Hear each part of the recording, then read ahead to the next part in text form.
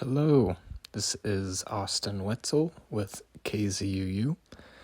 I had the privilege to interview Frankie Tillo and want to preface this interview by saying that I've known Frankie for over 10 years and that we grew up in the same small town.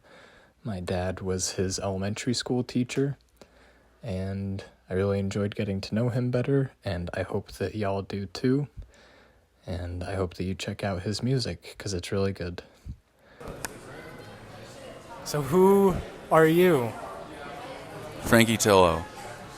And where are you from? I'm from Idaho Falls. I live in Boise, Idaho. Very nice. And what do you do? Right now I'm working in remodel, construction stuff. That's cool. How long you been doing that? 2 years. Kind of I didn't want to be in the services industry anymore, because of the pandemic, and so I found a new line of work. Yeah, I suppose, and it's flexible. So, yeah. Very nice. When did you start performing? Music in general. My friend called me when I was 11 and was like, "You want to play the saxophone?" And I was like, "What's that?" And so I guess really first performances would have been, high school or junior high band would have been first performances. But as a guitar player, 17, 18, we started playing bar gigs, 4-hour bar gigs, because they paid, and we learned covers and wrote originals, and so yeah. 11 years old. I was talking with my dad today and telling him about interviewing you, and he shared that you were a student of his. He also said that he taught 5th grade. So if my numbers are right, you started playing that same time he was your teacher? Yeah, it would have been that summer. Yeah, going into 6th grade, the junior high would do my school closed, and we moved to West Side, where your dad taught. And I went from a school of 80 kids to I don't know, 600 or whatever goes there. I don't know. It's a much bigger school. And I met a friend, and he was like, "You want to play music?" Or yeah, like I said. So yeah, about that time, yeah. Your dad's class we always got to play dodgeball, so that was cool. Hell yeah. And so speaking of childhood, I'll preface this by saying there's a saying the Jesuits have of give us the baby and in 7 years we'll show you the man. So do you feel like you're the same person intrinsically that you were as a child then? And I'll share a story first. I remember when I was 14 or 15, we had a slumber party at a mutual friend's house, and I remember we ended up staying up way too late, drinking too many sodas, what have you, and then we were crashing in the same room, and I just remember you asked me a lot of in-depth and really personal questions about the divorce that I was experiencing. Well, my parents divorced, but caught in those crosshairs, and I just remember the feeling of being asked all of these questions and really listened to. And that's the first time and last time, aside from going to therapy, that that has happened. And I'm wondering if that is still a character trait that you still possess. Wow, yeah, that's quite a memory. Yeah, I mean, yeah, I think that's, I guess why I think maybe music has stuck with me for so long is because there is like, I feel like a lot of my childhood is like a strange dream state. I don't remember a lot of specifics until I was, maybe junior high. I just don't remember a lot of things. And music is like one of those things that there's like a presence that has to be, like you have to be like in the moment when you're doing it. You can't really just be thinking about something else. And there's like a practice of like almost like a meditation or something, I guess, that allows you to be like more present. And there's like the listening aspect, I suppose, of listening to other people who do other things, but just like using that as a vessel to be like, well, how do I like affect people around me, and like what are they saying that I do, either good or bad, like how do I affect people? And I think that's part of like learning your influence on other people and how you affect your social circles and your friends and people you care about, I suppose would be. So yes, yeah, I would say I would like to think I've hopefully gotten better at it, or at least, I don't know, maybe not better, but yeah, I would say yeah. That's yeah. Awesome. That kind of ties into another question I have of what does your community look like right now? And I guess in any sense, like music or personal work, like is that something really important to you to strengthen and like build upon? Like your sense of community, yeah, what does that look like or mean to you? Yeah, I would say it's definitely probably one of my main reasons why I play music, and the way I go about playing it. I feel like a lot of us are at a point with like an identity crisis, in a way. Like, well, why are we creating art and making music, and like in this vacuum of the West, like changing very quickly? Like, what does it mean? And there's less money in it than there's ever been, so it's like, how do we survive and still create art for each other? Because I think that's ultimately what we're doing. You always want to think it's like some audience that's on the social media or for some booking agency or something, you know what I mean? And there's like this sold image of whatever. But I feel like at the heart of it, like, for the realization I've come to is like, no, I think I create art for myself and for people who want to be involved. And luckily I have like a group of friends that are incredibly talented, that also want that we like influence each other. And I think that's where I found like the main power of like writing music and stuff, is like relating these things we're going through and we can't quite put words to it. And I think we all do that for each other. Yeah. Thank you. Are you playing in any other bands right now? Yeah, I play. So my band is Jens Karras, Shadrach Tuck, and Jake Marcus, and I play in the bass player Shad's project, Chief Broom. And so does Jake Marcus. So there's like overlap. And Jake Marcus and I also play in Jens Karras' stuff when he plays in Boise. So yeah, Chief Broom is like grungy. It's really good songwriting, and I get to play guitar, just like be guitar guy, which is really nice. Yeah, so yeah. Nice. And are those, so the four of you, that lineup you just described, is that what's going to be performing in March at Treefort? Yeah, oh, and Sean Scrivener. He plays saxophone.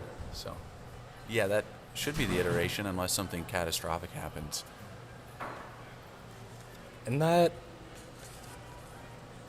I was looking at your SoundCloud album, These Songs Will Melt, and there were 2 Tuck names listed on that album credit, and saw maybe after this album, These Songs Will Melt, was released, there was a Spotify EP in memory of Tanner Tuck, and I'm assuming that's a band member that passed away. Yeah. And there's a song on These Songs Will Melt, Let It Roll, that was then released in memory of Tanner Tuck. Let It Roll, that release, that song. I'm wondering what his role was in that music making process, and why you chose that song in memory of him. Yeah, Tanner passed away June of 2021. And Shad and Tanner are brothers. And I think we chose that song because I think it was like, I don't think that song, like, the way we recorded it, we kind of just went in and I kind of taught it to him, and I think we both felt, Shad and I, that Tanner's drumming was like, is the song. To me, that's what I listen to. There's some really like amazing fills, and just there's like this laid backness, I suppose, like just ease that Tanner plays with. I feel like Tanner's like one of the more musical people that like I've ever met, just in general, like as maybe a producer, or because he made like beats and was involved in like the local Boise like hip hop scene.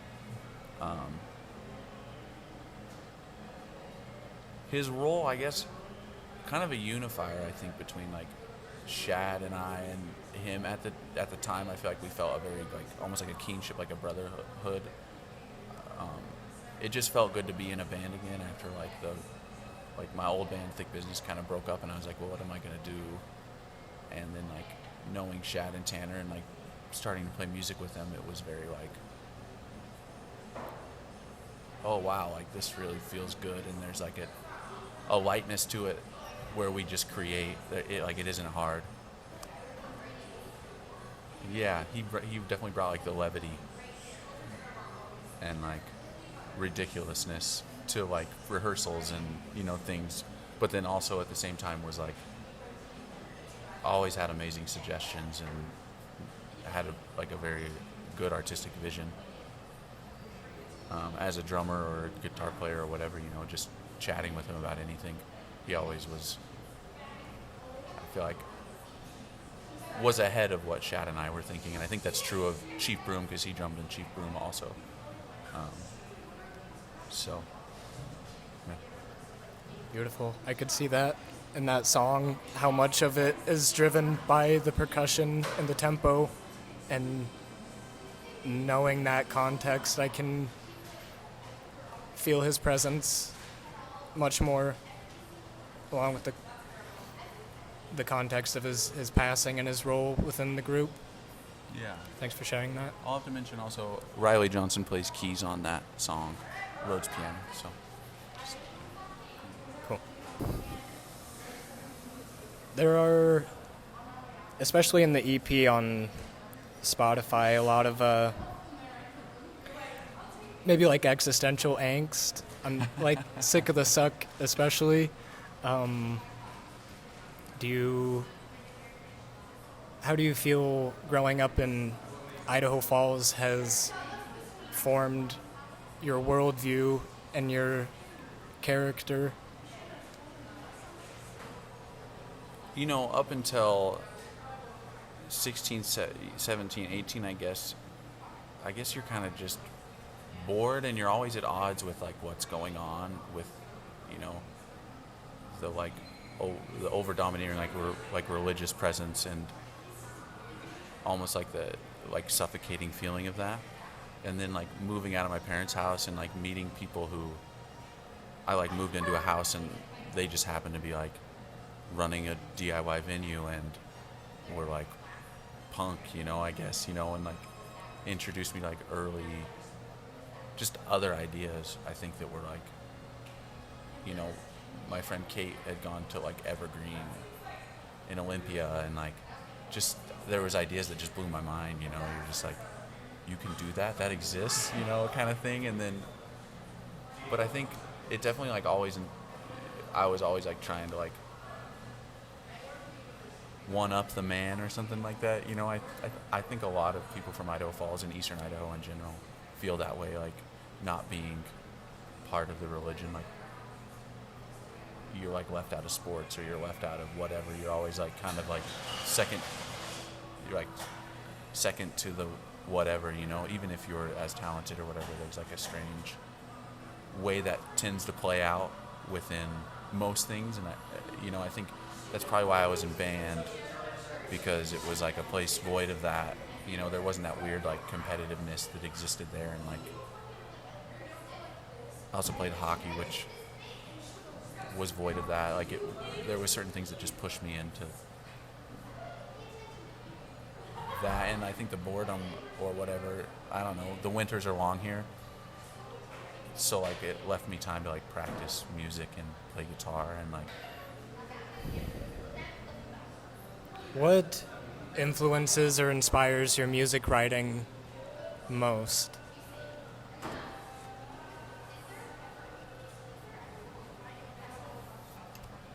like artist, or you mean, or like, I have written here like music, books, relationships.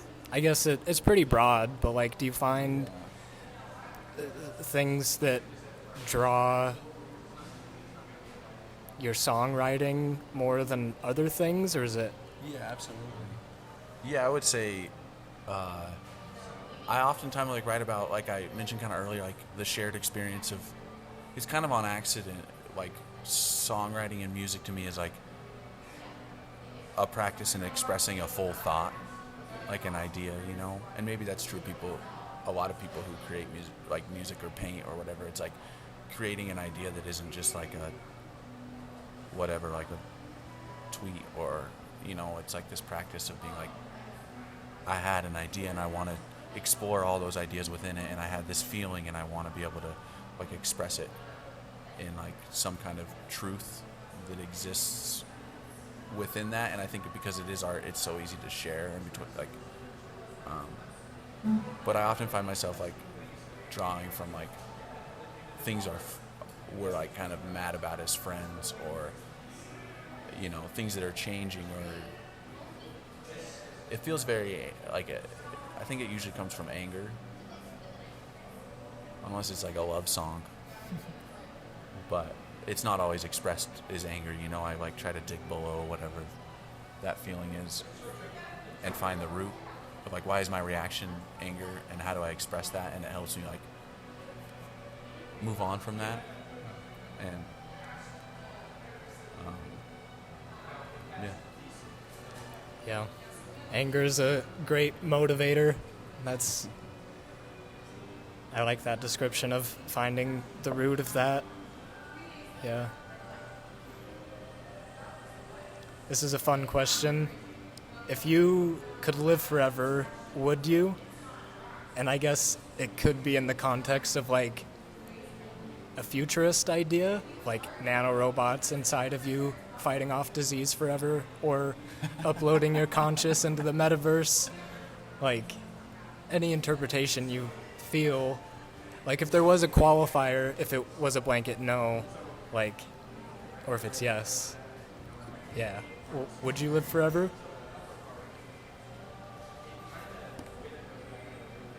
I don't know what I think about like the afterlife or whatever, but I think there is some like something enticing about seeing like whatever is next. So probably no.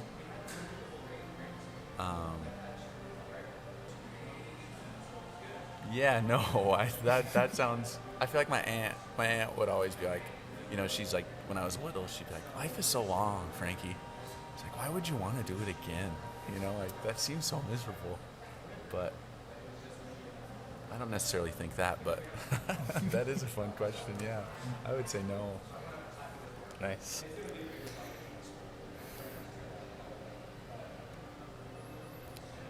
Do you have planned out what your performance at Treefort is going to look like? I guess a set or like the venue you'll be at. I haven't been there before, so I'm not sure what it's like. But yeah, do you know what your performance will entail? I think that all is based on kind of rehearsal. I have like some new stuff I'd really like to play. And then depending on the venue, I always find myself like, with the band, we like curtail ourselves. And depending on the time, because sometimes you have to rock, and other times you can like lean into softer sides of songs, or you can recreate them in different ways depending on what you think would hit the audience the best way. But some places, those, like, if you're playing a loud bar, you just have to be loud, because that's the only thing that'll make people be like, yeah, guitar, drum fills, But it all, just depends on, I don't know what time we're playing or what night. I think there's kind of an art form in that, like, as a performer, like playing to whatever your restrictions are within the space. So I guess we'll see. Yeah.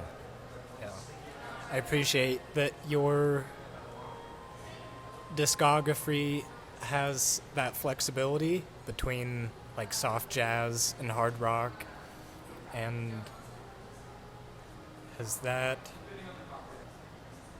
I imagine it's been cultivated over the years, but is there, like, drawing from your experience in jazz band in high school, and like outside of that, what draws you to that style of music and keeps you going? And do you, in these songs you're going to write, do you see yourself branching away from that, trying other styles? I guess, what do you like about those styles and that flexibility, and do you see yourself veering from that in the future? I think I always found myself like choosing a little bit more complex chord progressions. And then finding within that, like, the people I play with now have all like studied jazz. So I think, which I'm grateful they find it interesting enough to play, I like love collaborating. It's like one of my favorite things about making music. I don't like play everything on my albums, whereas a lot of people do now because of the, which is cool. I think I'm in it for like capturing that moment, like a moment that happens between us, and being able to like share that in some way. So they bring like especially if you were to see the live set at Treefort, it'll definitely be like a little more in the realm of jazz sometimes, depending. But in the future, I guess these more recent songs, I think I'm hoping they're like a little more streamlined, I guess, and like kind of get back to a more like punk, I guess, or like rock, not like, what do they call it, like downbeat? It's not gonna be like that, like, or whatever. I don't know what that, but Like The Clash? Yeah, stuff like that, where it's just like, that'd be cool if I could write that kind of stuff, but it's just not in me. Not yet. Hopefully I'll unlock it someday, but kind of just write it and then bring it to people and see how it sounds, and then from there you like try to expand the idea and just see where it's at, I don't think it's necessarily that deliberate sometimes. Yeah. I could see that with what you're saying with collaboration and making the music that's in the moment. Like, it's impossible to tell what it will be when you're not there yet. Like, Yeah. And like what they'll play, there's a lot of trust, I think. Like, not a tight grip. because that doesn't make it very fun. But being open to whatever is going to happen. We'll see. Maybe the songs are no good, you know, you just never know. No, I don't know. I like them. With the mixing and producing the music, is that something you've outsourced? Or, like, are you going to a studio, or is this something you're doing independently? We have like a spot in Garden City.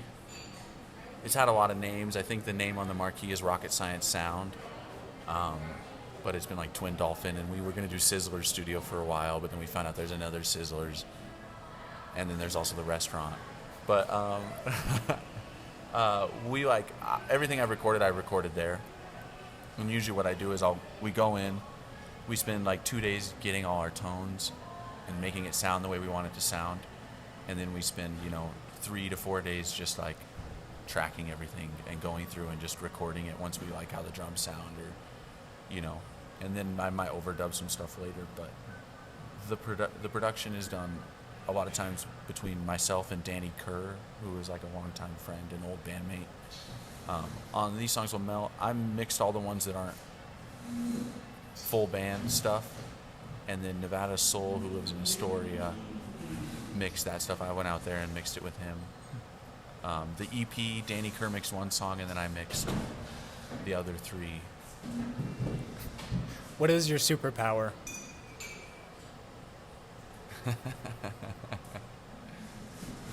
Oh,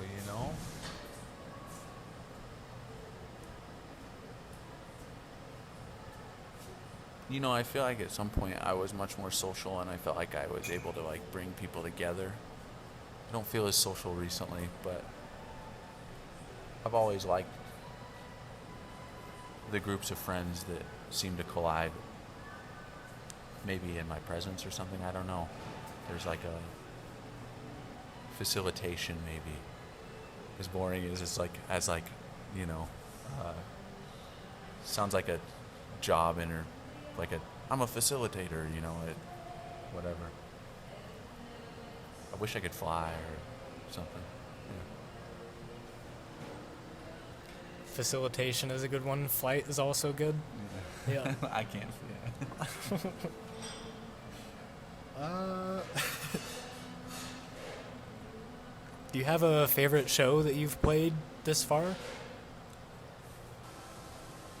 Yeah, I would say my friend Teal, in the back of Ming Studios, like in the courtyard where all the businesses meet that are in that little group of businesses, we host shows there.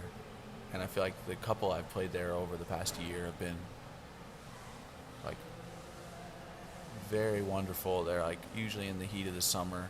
One was at Treefort. We'll probably do another one at Treefort this year. Donut Days 6 is the name of will be the show at Treefort.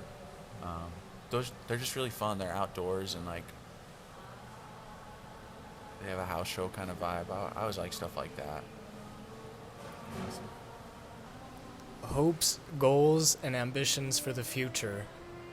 What's your, 5 years, 10 years? Do you have these things written down or like in your mind? Oh, yeah. I mean, I think earlier this year I had this realization. I was like, I just want to get to a point where, like, as I move forward and grow, I guess, a little bit older or something, I could be like, I want to go tour for a week and be able to put a bunch of shows together and not lose money. I guess my goal would be able to, like, maintain my musical relationships to the point where it could be like, hey, you guys want to go do this? And, like, play music outside of wherever we live and make it sustainable in a way. It feels very lofty, but I know it should be like reachable, you would hope, and like maintain all those friendships I've built over the years from touring and things like that, and that community that I like really value, even though we only see each other once a year or however often we come through, Yeah. I think with the abilities you have had since you were a child and this your superpower, I think is possible. You got this. Yeah, man. That is, those are all the questions I had. And I'm really grateful for your time. And I appreciate you, yeah, sharing your time in this space in the villa in Idaho Falls. Yeah. Do you have your, what do they call that? I guess first question, are you going to have a gravestone? And then what'll be written on it? I don't know about a gravestone. Maybe like the smell of this place reminds me of something. I don't know. I was just thinking of this place specifically. Like when I come home, you know, going like to the YMCA or the villa, like I have all these memories. That might be fun on a gravestone. Because the cemetery shouldn't smell, you know? Like bad. You know, you shouldn't smell like bodies. But, anyways, yeah, thank you for having me and like liking the music enough to reach out. I haven't seen you in a long time, but yeah, thank you. Austin Wetzel with KZUU. Thank you.